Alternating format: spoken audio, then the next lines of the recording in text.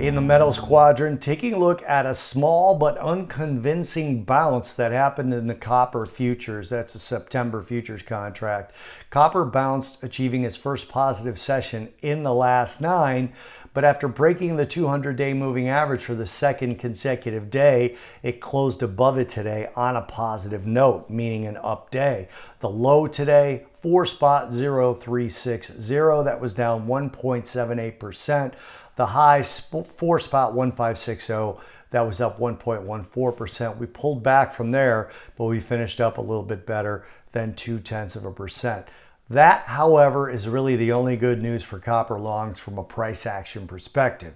Copper's now down 11.5% from the cycle high close on July 5th and down 19.37% from the high close on May 21st. Copper's working on its third consecutive week lower, sitting at down 2.86% with 1 day left. But having said that, copper's actually still up on the year by 5.78%.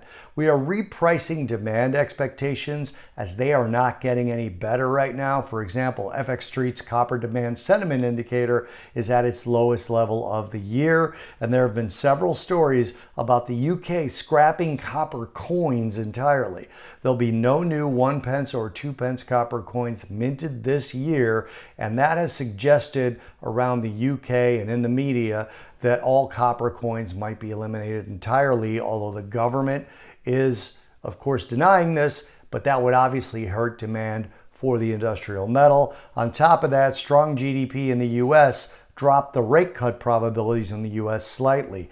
The anticipated rate cut at the September FOMC meeting has gone from a 94% chance on July 18th to a 90% chance on July 24th to an 89.5% chance today. Slight moves, yes, but it's still high enough to basically predict that they're going to do this at this point, meaning cut rates, but it's moving away from the certainty of a rate cut, and that adds volatilities to commodities in general and metals specifically.